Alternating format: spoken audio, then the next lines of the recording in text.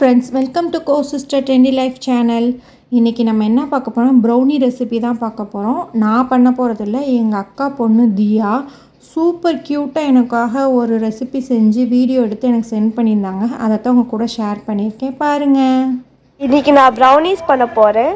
முதல்ல ஒரு பவுலில் 1/4 கப் பால், 1/4 கப் ஆயில் போட்டு ஒரு எக் கிராக் பண்ணியிருக்கேன்.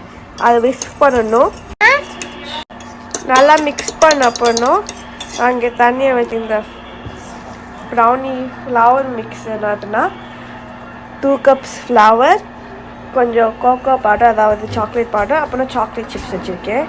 இதை கொஞ்சம் கொஞ்சமாக இந்த பால் எண்ணெய் மில்க் இருக்கிறதுல கொஞ்சம் கொஞ்சமாக ஆட் பண்ணி மிக்ஸ் பண்ணணும். ஃபஸ்ட்டு கொஞ்சம் ஆட் பண்ணிவிட்டு இன்னும் நல்லா மிக்ஸ் பண்ணிட்டு அப்படி இன்னும் கொஞ்சம் ஆட் பண்ணணும். இப்போ நீங்கள் கடைசி batch of flour mix add பண்ண போகிறோம். நம்ம last batch of flour mix add பண்ணியாச்சு. ப்ரௌனி மிக்ஸ் நல்லா கம்பைன் பண்ணி கம்ப் இல்லாமல் கம்பைன் பண்ணியாச்சு.